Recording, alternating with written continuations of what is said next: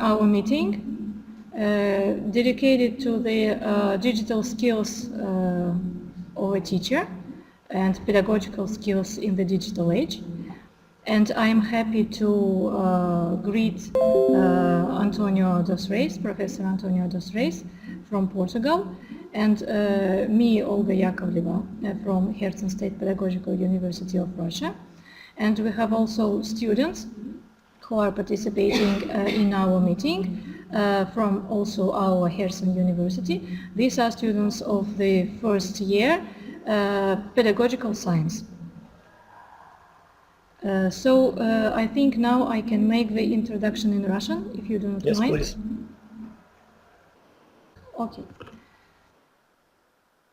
Итак, уважаемые студенты, я буду делать теперь уже вступление по-русски, потому что, соответственно, для вас это будет, наверное, более понятно. Мы будем говорить о педагогических умениях в цифровом веке. И, соответственно, первый вопрос, который у нас на повестке дня, да, какие умения необходимы, чтобы быть хорошим учителем в 21 веке. Да? Понятно, что явно нужно получить образование, да, среднее специальное, а лучше высшее образование, иметь какую-то практику, но все равно необходимо еще что-то. Если 20 лет назад было достаточно быть экспертом в своей предметной области,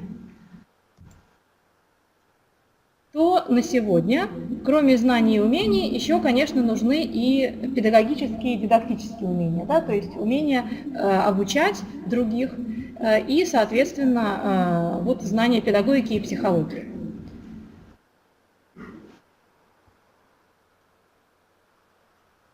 Например, да, умение изготавливать содержание в мультимедийном формате, то есть мультимедиа-презентации. Умение обучать как в аудитории, так и в интернет-среде. Умение использовать технологии формирующего оценивания, потому что, естественно, формирующее оценивание предполагает то, что ученик сам понимает, каким образом он оценивает свою работу и сравнивает себя с самим собой. Меня прикройте, пожалуйста. Спасибо. И другие цифровые умения, да, например, как использование виртуального класса, если он требуется. На сегодняшний день активно используется смешанное обучение, да, вы все его прекрасно знаете, потому что у вас у самих есть курсы в Moodle, но вы тем самым все равно занимаетесь в аудитории. Поэтому эти умения, они тоже специфические, и они нужны педагогу сегодня. Сегодня во многих школах также используют среду Moodle, например, в старших классах. Может быть, вы сами тоже с этим сталкивались, когда учились. Также умение применять новые методики и инструменты информационных технологий, да, умение научить учеников учиться и, соответственно, управлять большими объемами информации. У нас есть интересный ресурс, да, который подготовил, соответственно, и продолжает развивать профессор Рейс, для того, чтобы все, кому интересно приобрести какие-либо умения современные, могли посмотреть образовательные видео и познакомиться. Ссылочку на этот ресурс потом, соответственно, я тоже вам могу предоставить в пользование. И еще момент, о котором мы хотели бы поговорить сегодня, это проведенный нами онлайн-опрос. И результаты его тоже вот мы вам сегодня готовы представить. В опросе принимали участие педагоги, учителя школ и преподаватели вузов. Но для того, чтобы вот провести этот опрос, сначала, конечно, нужно было отобрать цифровые умения, которые необходимо было оценить, их значимость необходимо было оценить. Мы выбрали 50 цифровых умений педагога. Среди них нужно было выбрать совершенно обязательные, то есть мы просили выбрать педагогов те умения, которые вот они считают вообще очень-очень обязательными. Рекомендуемые умения и дополнительные.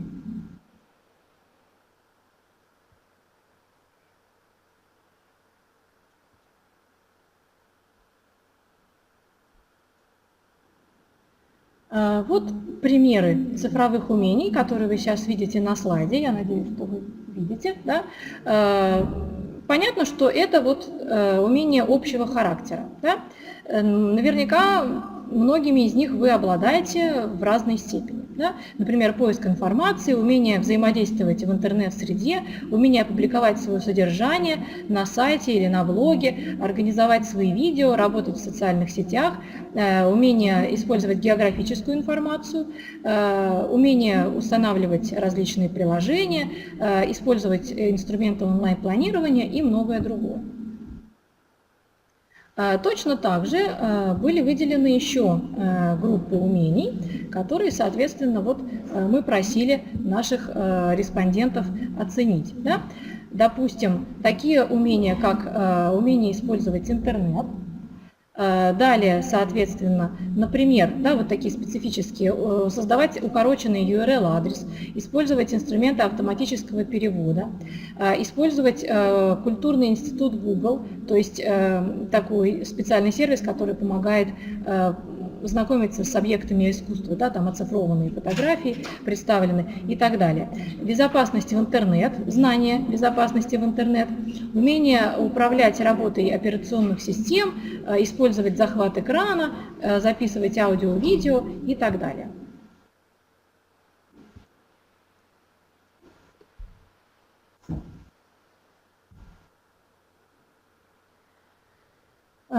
Еще, да, мы просили оценить, насколько важно уметь искать информацию в интернете и создавать опросы и анкеты в онлайн. Тоже довольно-таки востребованная группа умений. И группа умений, связанная с взаимодействием и сотрудничеством. Дистанционное общение, учет часовых поясов, да, разницы во времени, что очень актуально, если мы взаимодействуем с удаленными партнерами.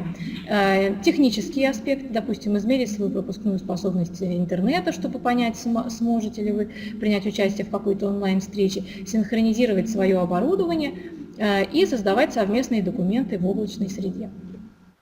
Я думаю, что эти умения действительно важны, потому что все на сегодняшний день так или иначе с ними связаны. Умения группы, связанные с публикацией контента. Да? Создание сайта, создание блога и публикация своих работ и какой-то результатов деятельности на них, создание электронных книг, создание DVD и публикация презентаций в различных форматах.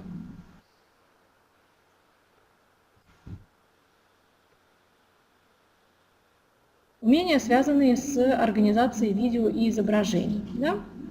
Организация изображений и видео, синхронизация оборудования в облачной среде, редактирование фотографий и видео, публикация фотографий и видеоконтента в своем видеоканале. Тоже, наверное, они востребованы. И еще группа умений, связанная с использованием социальных сетей и управлением сообществами. Создание и управление сообществ в социальных сетях, прошу прощения, и использование социальных сетей в целом. Следующая группа – это такие дополнительные умения, да, то есть использование источников, различных приложений, дополнительных программ, которые нам могут понадобиться. Да. Допустим, источник приложений Google Play или альтернативный Apple Store или Windows Marketplace, тоже как такие вот, как сказать, копилки, да, откуда мы можем подчеркнуть то, что нам необходимо. И еще одна группа, связанная с геопозиционированием информации, карты организации поездок, да, то есть, допустим, планирование и организация виртуального тура или заранее планирование каких-то своих культурных путешествий с использованием карт. Следующая группа – это вот связанные умения с онлайн-повесткой дня, синхронизация повестки дня. И сегодня даже вот на первом пленарном заседании Илья Борисович в том числе говорил о сервисе Trello, который тоже можно использовать для совместной работы и синхронизации деятельности. И еще другие умения были нами выделены в отдельную группу, которые, естественно, тоже могут быть необходимы. Участники нашего опроса, да, вот вы можете увидеть, что они были из разных стран, да, в основном из Евросоюза, ну и немножечко из России и из других стран. Направление деятельности, да, в основном это были университетские преподаватели, но также это были и учителя школ. Да, и часть студенты, уже магистранты, которые работают, тоже принимали участие в нашем опросе.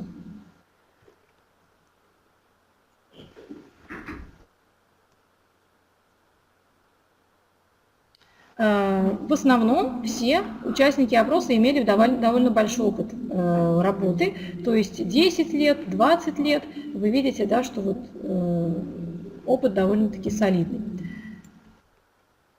И вопрос задавался один. Да, вот все умения, которые мы сейчас рассмотрели, все 50, по каждому из них вопрос задавался один.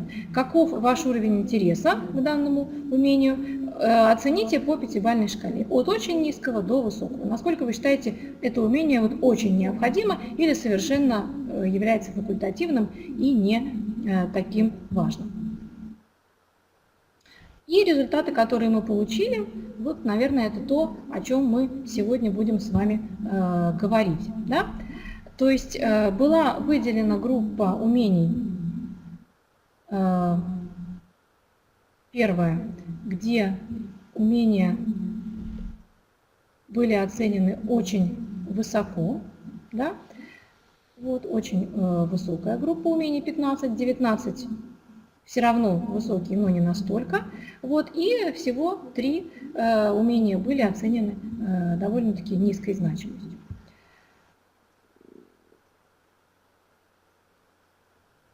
Итак, вот сейчас мы рассмотрим те умения, прошу прощения, тут технические моменты, да, можете посмотреть внимательно те 15 умений, которые наши респонденты, педагоги, учителя оценили как очень необходимые, да, совершенно обязательные умения педагога, вот уметь, да, там, общаться с помощью электронной почты, уметь соблюдать безопасность и этикет, уметь устанавливать приложения различные и удалять, использовать захват экрана, искать в интернет, организовывать встречи, проводить онлайн-опросы, аудио-видео взаимодействия, коммуникаций, инструменты удаленного взаимодействия, использовать Skype как один из инструментов, редактировать изображения и умение создания, управления сообществами и использования социальных сетей. То есть вот подумайте, да, насколько вы бы согласились или не согласились с этой группой умений. Мы с вами будем это, соответственно, сейчас обсуждать. Да? Вторая группа не такая важная, но тем не менее тоже довольно-таки высокий уровень был отмечен. Да? Сейчас вы тоже на экране увидите их перечисление. Да? Использование автоматического перевода, базы музыкальных файлов, использование сервиса Google Hangout для дистанционного общения, да, как аналог Skype, например, облачные среды, Google Drive, OneBox и так далее.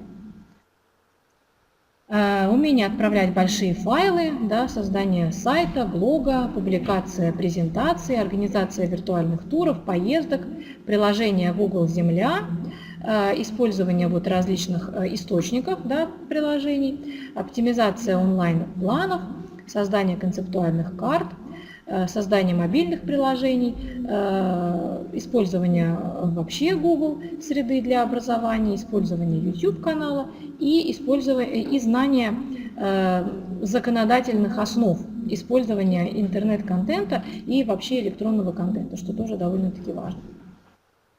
Третья группа умений, да, которая тоже была оценена высоко, это 13 умений, которые тоже сейчас, я надеюсь, у нас на экране появятся. Да.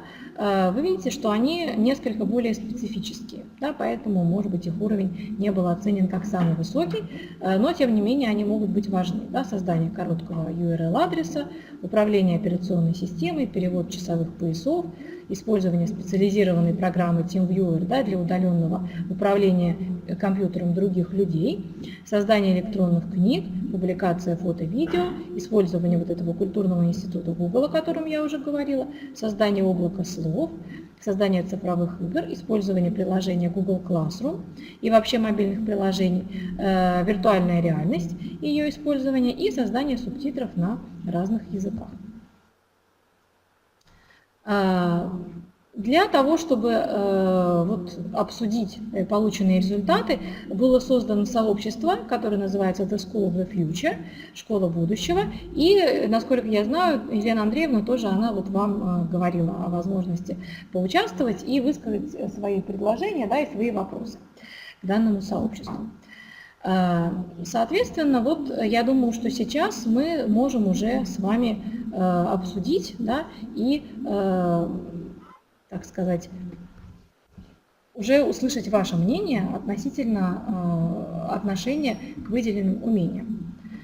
So, Antonio, I think I have ended the introduction in the Russian language, and we can now start the debates. Okay. First of all, thank you to invite me to participate in this debate with your colleagues and your mates. I have to say a word to Professor Sergey that joined us in the meetings. Professor Sergey is from Pedagogic University in Russia as well. Sergey, if you like, you can light your camera and give a word to the audience as well. And we are prepared to go to the second step of this meeting. The second step is questions and answers. Be careful, because I'm going to make you some difficult questions to you. Olga, would you like to translate something, or shall we go slowly for... I think I will ask if students need any explanations. Please do it. Скажите, пожалуйста, необходимо какие-то вам? Все понятно, да? So they say that they understand. Okay, perfect. So the second situation is about questions. And to start with questions, before we start with questions and answers, let me make a short, let's say, introduction about myself. When I was a little boy, I was an economist. I had my graduation in economics, and because I got a good mark in my course, I was invited to teach in the university. And in a certain moment, I present a master degree to my rector. And he told me, Antonio, I know many economists. All of them, they use the same statistics, but all of them, they arrive to different conclusions, mainly the politicians. But someone like you that use education science, you are unique. Why don't you make a PhD in education science? And he changed my life. So I made a PhD in education science, and I realized that some kind of methods and techniques are very useful to be and absolutely necessary to be a good teacher. And that is my conclusions today, that I would like to share with you some of them. So I have a lot of things to tell you, but most of them Professor Olga already told you, so I'm not going to repeat. Only one interesting thing. When you are preparing yourself to be a teacher, a good teacher, first of all, you need to be an expert in one scientific area. If you are an engineer, or if you are a historian, or if you are a mathematician, so you need to be prepared, very well prepared. But that is not enough to be a good teacher. That is enough to be an expert in one scientific area. So you need another thing, which are pedagogical and didactic skills. And to be prepared in this area, as Olga mentioned before, you see, you should know how to present contents, you know how to make tutoring, formative continuous assessment, and so on and so on. But you need to teach your students about how to learn.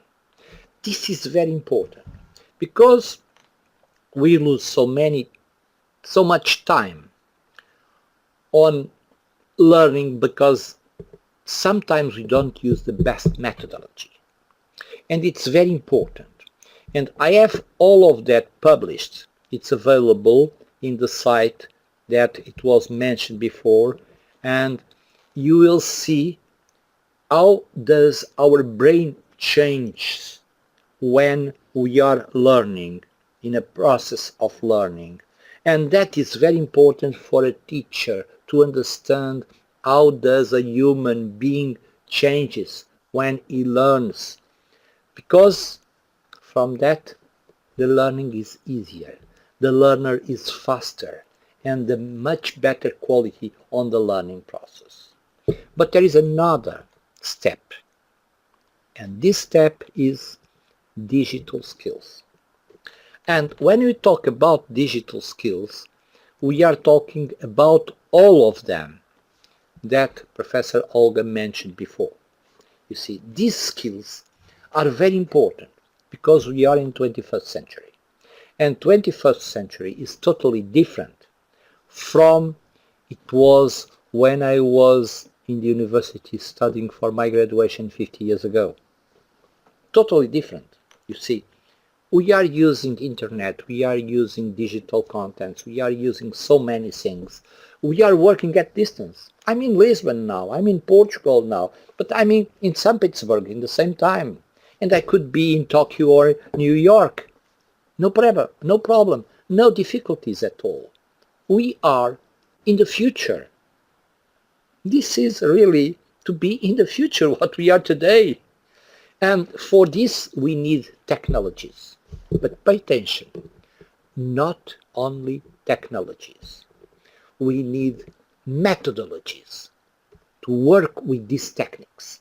Because technologies without methods is just technological noise. Pay attention. Don't use only technologies. Be prepared to use good methods. Otherwise, it's just blah, blah, blah, blah, and they are not enough for that. So let's go for, let's say, I'm not going to repeat what Olga has mentioned before, and what I have to say is that these digital skills can be divided in two very important groups. One are those ones which are absolutely necessary. They are mandatory. You need to know it, or you are a very old-fashioned, even if you have 30 years old. Okay?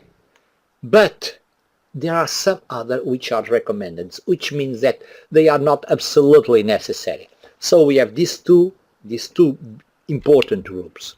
So let's go into the questions and answers.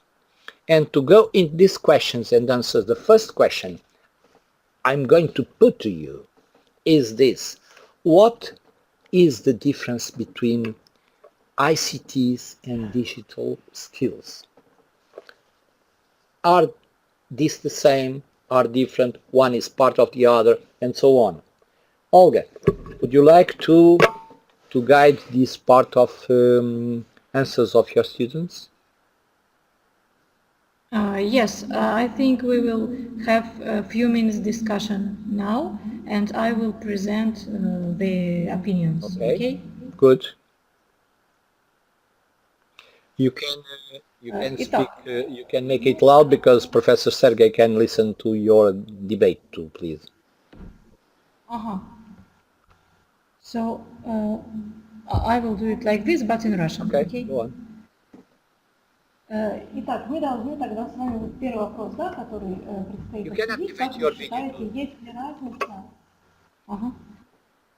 есть ли разница между понятием ИКТ, да, ИКТ, компетенции, умения, и цифровые умения? Как вы думаете, это одно и то же? Одно включает другое, или это вообще совершенно разные, не связанные вещи, да? То есть умения в области информационных технологий и цифровые умения. По-моему, цифровые То есть вы думаете, что цифровые это самое широкое? Ну что? ИКТ включает в себя цифровые или цифровые включают ИКТ? So we have two different opinions. We have spread into two parts. So split. So the first idea is that ICT skills include digital skills, and the second opinion is that digital skills include ICT skills. Okay, good idea, but both are wrong. Why? You want to argue? They want to argue about it? I think yes. Maybe you can explain your point of view. Very simple. Digital skills are the skills that a teacher or any other person should have to use ICTs. ICTs are technologies, A, B, C, D, and so on and so on. Digital skills are competences of persons to use the skills. Very simple. Was I sufficiently clear about it? Well, I think then we just misunderstood the question maybe, because we were talking about ICT skills and digital skills, not about ICTs and digital skills. So as long as we have changed a little bit the question, we can summarize once again, if you agree. Okay. То есть мысль была информационные технологии в целом, да, и цифровые умения. Вот. То есть что еще раз, давайте подведем итоги. So then students agree with your point of view. Okay, we are... That the digital skills are within the ICTs, because we need skills to use ICT. If we don't have skills, then we have no... You can have the ICTs, but if you don't have skills, you cannot use it. So it's very important that we know that, okay, we could have a list of skills, but we should have as well, no, you could have a list of ICTs, but you should have as well the necessary competences, the necessary skills to use it. That is the most important thing. And it's very clear, but sometimes people make a big confusion about it. Very clear. Okay, let's go forward. And to go forward, I have ordered the questions they have submitted, not from the first one that appeared, but according to a certain logical process. And the question is, are they different? What are the difference between B-learning and E-learning? In the 90s, we start to listen about e-learning. And e-learning, it was digital teaching, web-based teaching, web-based conference, and so on and so on. And this was an enormous evolution since the 90s to the beginning of the 21st century, because the bandwidth was much more compressed, technology was much faster, and we could use methods and techniques very easily. I remember when I started to present my lessons in video conference, it was, my students normally used to say, okay, we need a long time to listen to your videos. They say, don't worry, just open the video, the video, let's say, download to the buffer, and go to have dinner, and after you return and you will see the video. This was 20 years ago. How does it work? Today it's direct, very high compression, very fantastic technology that we have today, and so on and so on. So it's impossible to think that a teacher in a presence classroom will not use computers, internet, communication technologies, and all these tools. And we are talking about a presence course. We are not talking about a distance course. This means that today a teacher, doesn't matter if he works or she works in a course, a presence course or a distance course, they should be blended skills, blended technologies. Of course, if the course is at distance, it needs more technologies about how to use a virtual classroom, how to use a LMS, but LMS is as well very useful for a presence course and many things like this. But now the big difference is the type of teaching that the teacher is doing. If it is, let's say, a primary school, if it is a graduation or a post-graduation, there are methods substantially different. And this is the importance of the use of some special skills. Did I was clear? Some more comments? I think we will have some summarizing, okay? Okay. Next. Соответственно, вот вопрос, да, который, откуда взялся вопрос, во-первых, да? Первый вопрос может быть. Значит, все-таки некоторые студенты, да, которым мы предлагали просмотреть видео, которое было размещено заранее на английском языке, да, относительно вот этих цифровых умений, со второго курса, да, с нашего педобразования, кто-то, может быть, из вас, вот, задавали вопросы в сообществе Google+. Да? И один из вопросов был, вот в чем разница, да, между умениями для смешанного обучения, да, когда у нас есть занятия и в аудитории, и в электронной среде, да, то, что у нас с вами существует сейчас в университете, ну вот в рамках многих курсов, когда есть курс в Moodle, да, где там есть какие-то материалы и задания, но в основном вы встречаетесь в аудитории. И полностью электронным обучением, когда вот оно в удаленном формате, допустим, как какой-то электронный курс, который проходит дистанционно, без присутствия, да, вот, в какой-то аудитории, без общения, так сказать, лицом к лицу. И, соответственно, каково ваше мнение относительно вот этой разницы? Да? В чем разница? Есть ли какая-то такая колоссальная, глобальная разница между умениями педагога, которые он реализует в смешанном обучении, да, ну, вот, как я, как многие коллеги, и полностью в электронном? Как вы думаете?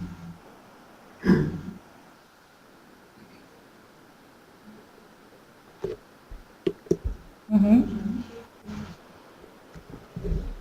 Так, то есть вот в этом направлении больше задействовано. Угу. Еще какие-то добавления, может быть, будут? Обучение.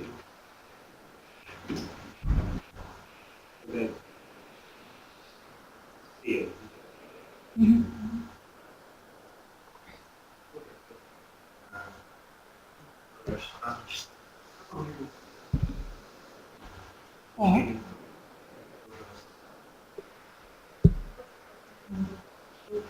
Пытается решить, он, допустим, у него не получается, кто придет. Он пишет там на электронную почту преподавателю и ждет, когда преподаватель дойдет до компьютера, проверит почту, ответит. Потом письмо придет, он сам далеко не сразу зайдет и увидит, что ответ пришел.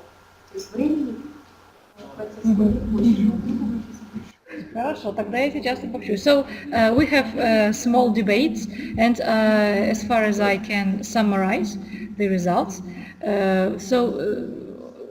of course, students agree that skills are quite different for B-learning and for e-learning. And they say that for e-learning, teacher needs even more skills because a lot of effort are undertaken to organize communication between learners and between teacher and learners, because when we have B-learning, we still have a chance to meet face-to-face and to solve some problems that we are running. And when we have e-learning, we can devote much more time and effort to this substitution of face-to-face communication to be in the e-environment. Yes, but you should pay attention because even in e-learning, which is totally distance, there is some kind of techniques which you should know how to use, because sometimes the big difference is that the difference between B-learning and e-learning today and some years ago is that B-learning integrates synchronous and asynchronous methods. This means that, for instance, what we are practicing today is asynchronous methods at distance. This is very similar that what you should do in a presence classroom. You can use your projector, you can use your slides, and the only difference, we cannot shake hands and take a coffee. Only a virtual coffee, of course. But otherwise, it's not possible. But it's more or less the same relation that we are having if I would be in your classroom. More or less, no much more difference. But for asynchronous activities, that is different. That is necessary other methods and techniques. And this is important, okay? Okay. Let's go to the next question. Yes. Okay. The next question is, a teacher must have the skills to work in the internet environment. Who and how can teach a teacher of the third age to master these skills? Okay? Okay. During my lifetime, I have met three types of teachers. Some are very qualified, they are experts, they know really a lot of technologies and methods. Some other, they do not know these methods and techniques, but they would like to know. And some other, they don't know, and please don't talk about them, about technologies, because they hate technologies, they hate persons, they hate everything about them. And that don't depend on the age. I've met very young people that hate technologies, and I have met old people that hate technologies. You see, from my personal case, I have between 2 and 3 times your age. And I believe I'm updated with technologies. Okay, so if it's a you question of allow, persons. yes, It's not a we question can of who. have a short summary in the group. Okay? Каково ваше мнение? Вот есть разница, наверное, вы поняли, да, что Антонио сказал, что как бы от возраста не зависит владение технологиями. Есть и молодые люди, которые не любят технологии, и пожилые, которые не любят, и наоборот. Да? Но как вы считаете, все-таки есть разница, да, вот если, допустим, из вашего опыта между педагогом разного возраста, да, и должен ли кто-то учить педагога, допустим, уже такого зрелого возраста, да, каким-то новым технологиям, чтобы он, может быть, более успешным? Учить обязательно.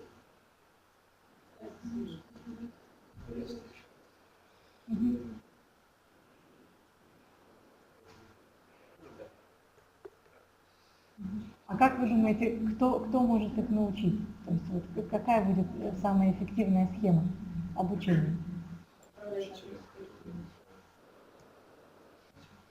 Так, либо другие учителя. Другие учителя больше рассчитывают на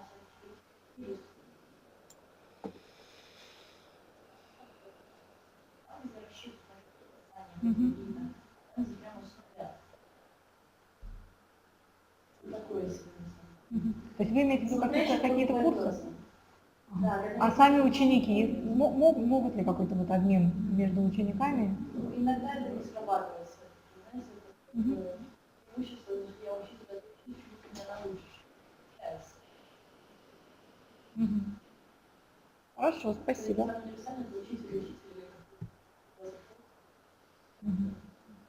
Okay, so we have rather interesting opinions from my point of view.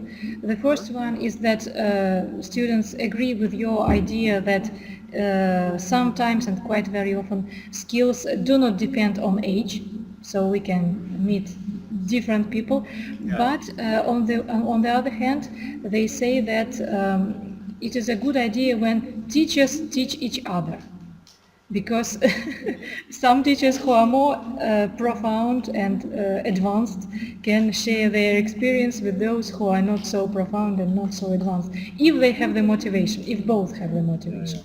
And Yes, also sometimes students can teach teachers, but it depends on the relations. That is true. But it depends on the relations. If the relations are partnership, then it is possible. If it is more not be partners, but a teacher is a boss and a student is someone in the lower stage, so it is difficult. You see, the question is, today it's impossible that one person knows everything. So we should be sufficiently open to listen other people that knows things too. For instance, sometimes I'm teaching things to my grandchildren and I'm learning things with them because they are always looking and searching and doing and this. And they are very young too, you know Anna, for instance, and but you don't know some other of my but they know a lot and it's very useful for me, because one of the best things for learning is teaching. When you are teaching, you are learning a lot of things too. So this is very useful. If there are only one type of persons that cannot learn anything else. You know who are these type of persons? There are the persons who believe that they know everything, so they cannot learn anything else because they believe that they know all. So you should be always open to learn. This is a very important philosophical position. Okay? Yes, lifelong learning. Yeah. So let's go to the next question.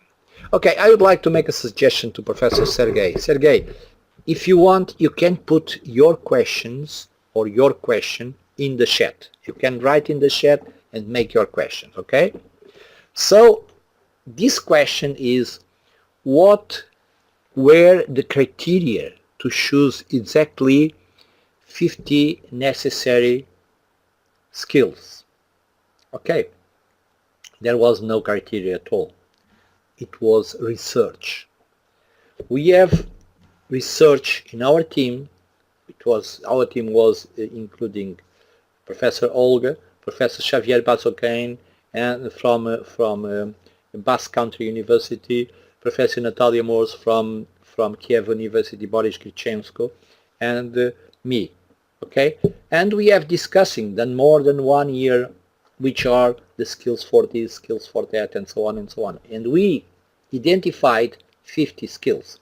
If you see other publications, some of them they say 20, some of them say 30, and so on and so on.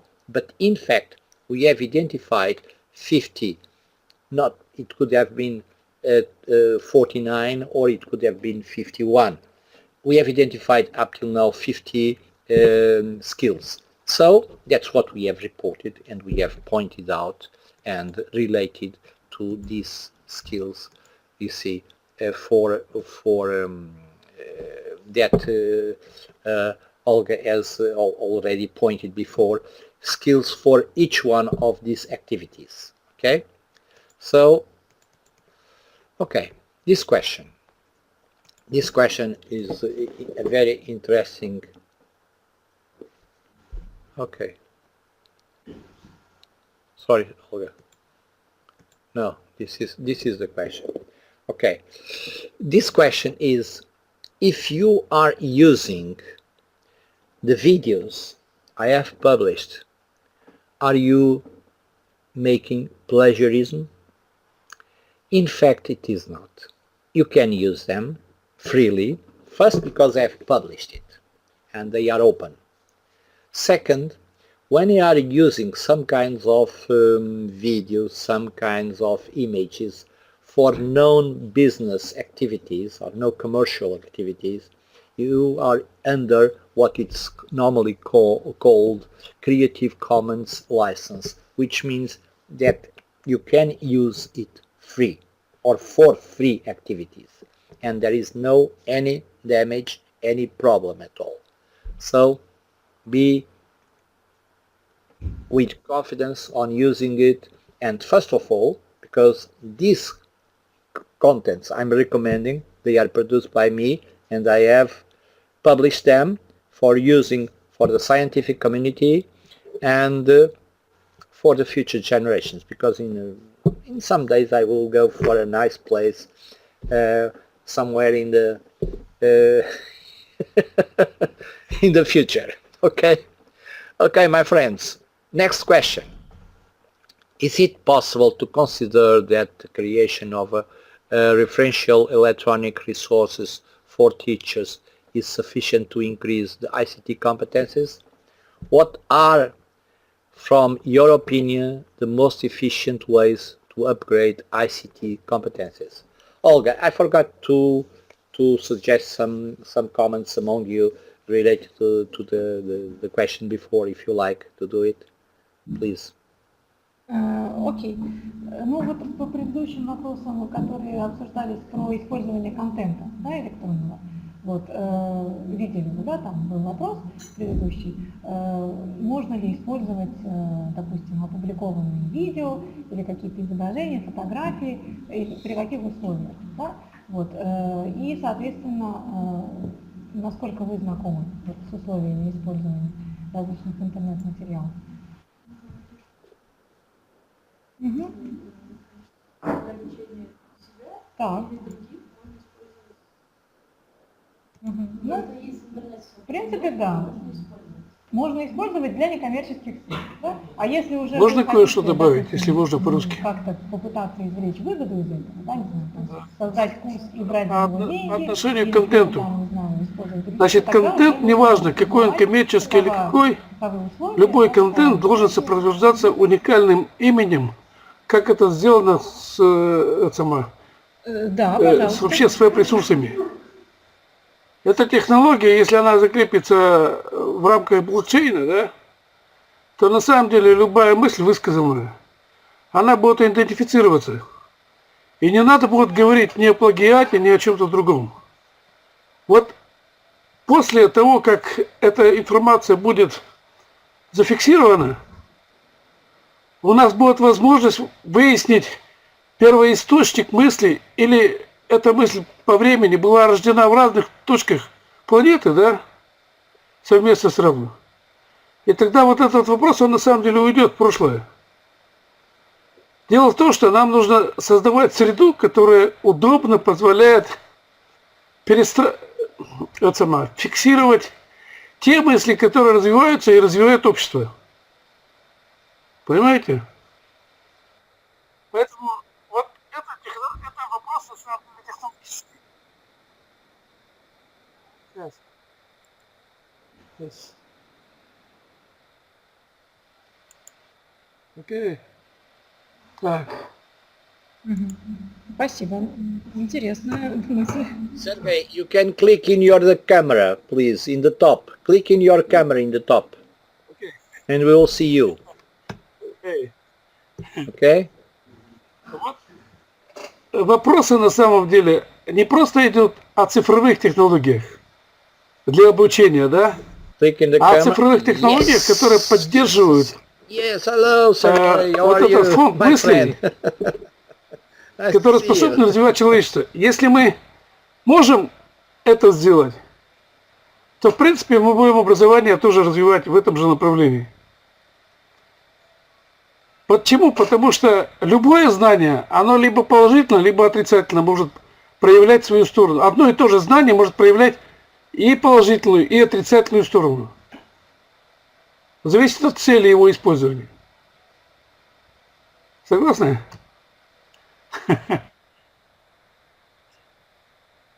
По законам диалектики, да. Ну а следующее на самом деле идет уже как формировать это знание и как человека заставить активно работать. Вот не просто быть потребителем, да, зашел в магазин, купил. Наверное, да. По законам диалектики, да. Если есть возможность, человек должен строить систему, строить объект. Если не хватает ресурсов, тогда коллектив решает. Если средств коллектива не хватает, тогда на самом деле мы уходим в профессиональные слои, ресурсоемкие, наукоемкие и так далее, и тогда появляется на самом деле вот то, что связано с экономикой и прочими вещами. Я по-английски хуже сейчас смогу, я быстро не могу переводить. Oh, maybe, I don't know if Sergey can summarize his ideas. Yeah, please.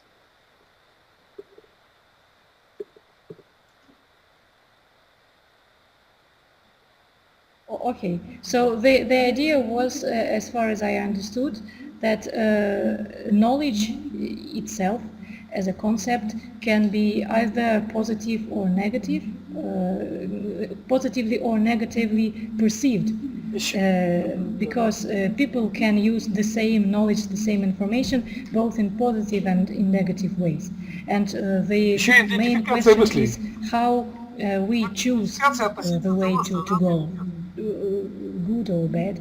And I think this was the main idea and the main message that Sergey wanted to proceed.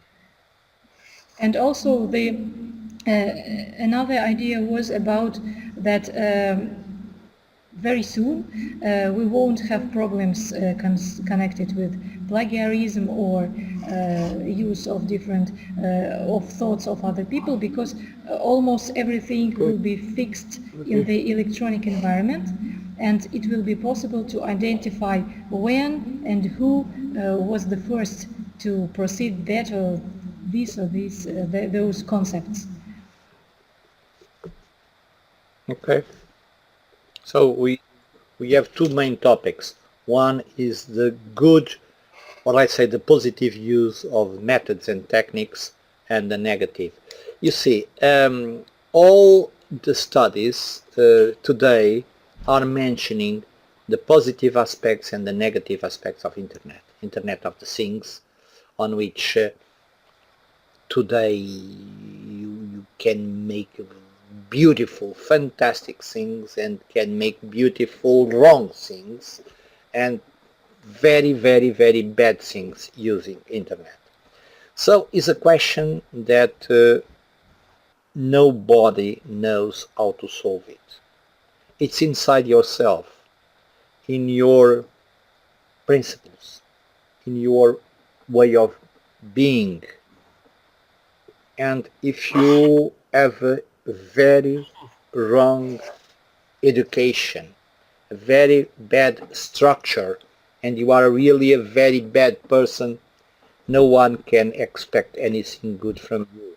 But if you are a good person, you can change a bad thing into a good thing and make these things running always for the positive.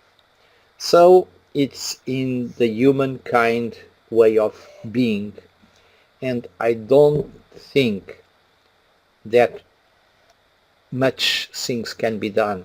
It cannot be done because it's in the human kind of structures. Related to plagiarism. Plagiarism is something that, as it was mentioned, is much more and more and more controlled.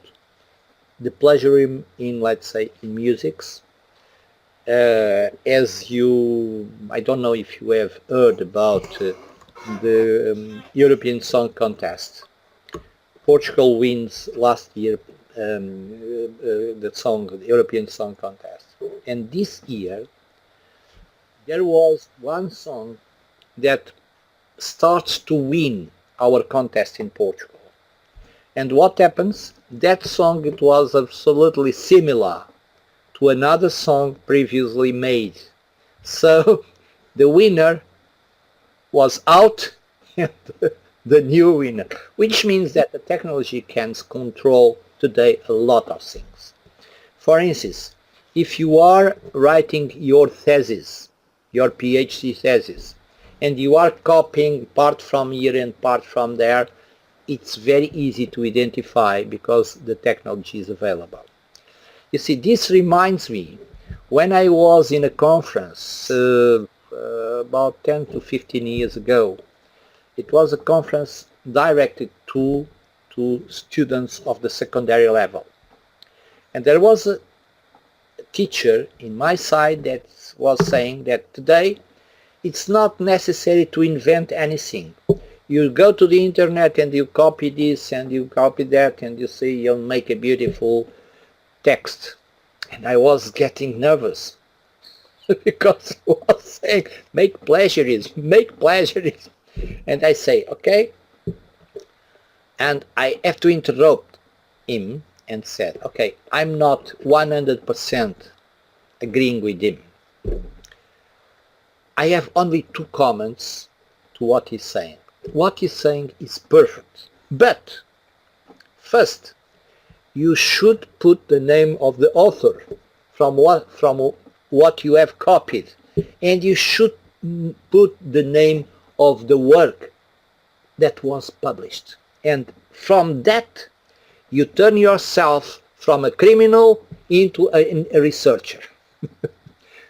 Because, you see, it's no problem to copy anything, but quote it, refer the author, refer from where you copied from, and you are prestigious from that.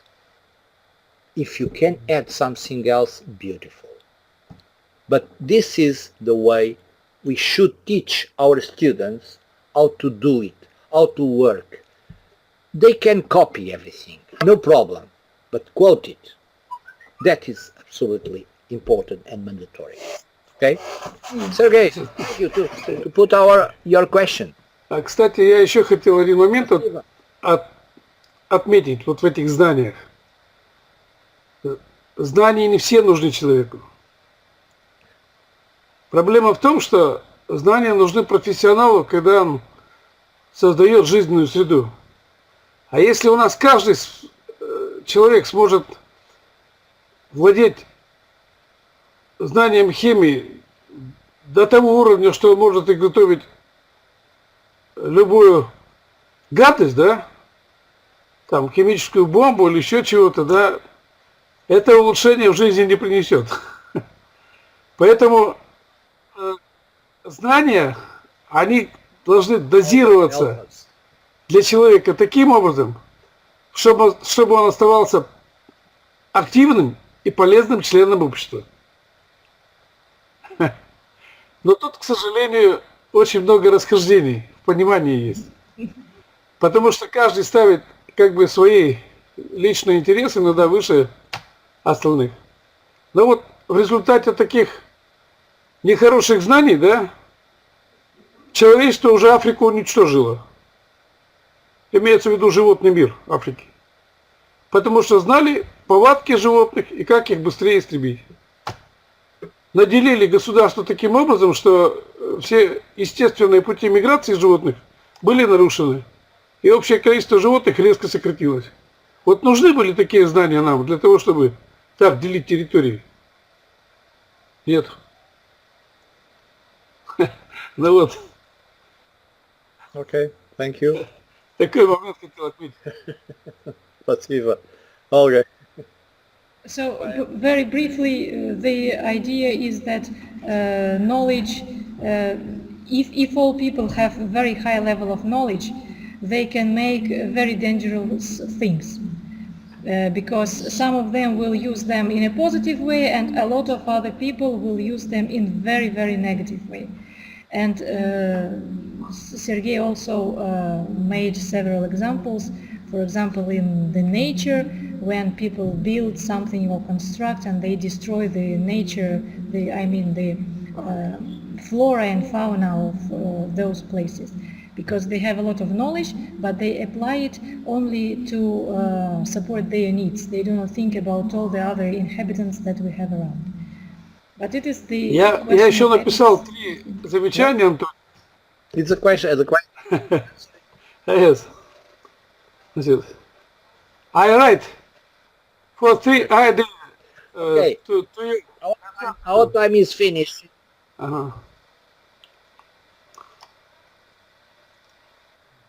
Sorry?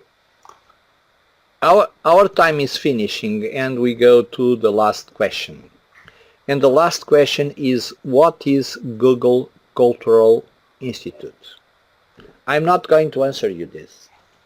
You see, when my grandchildren ask me questions that they can't find the answer, I told them, go to Google and make a search and write that Google Cultural Institute and you will have a better answer than what I can give to you.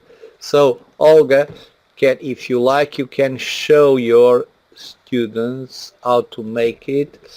Okay, so please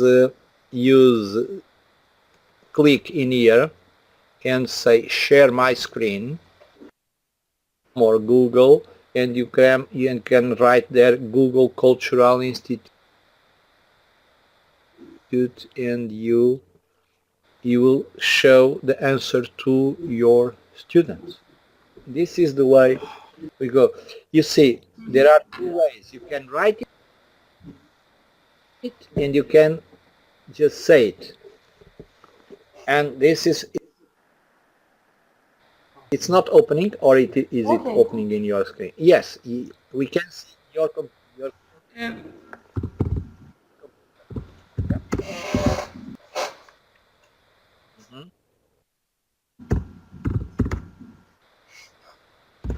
Which is about Google Cultural Institute. Вопрос был о том, что такое Google Cultural Institute, и Антонио ответил, что можно это погуглить самим. Вот, и, соответственно, очень кратко просто мы решили посмотреть, да.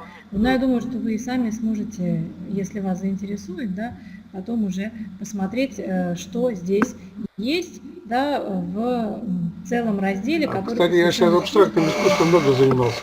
I can say it's a fantastic tool. You should go there, look and see all the potential that you can take from it.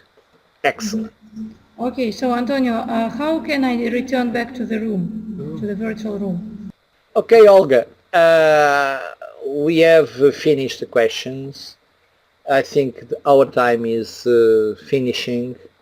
It was a pleasure to be with you. If you need some more comments from me, you know, we are just working together in touch. And Sergey, it was a pleasure to come and be with us. Спасибо for all.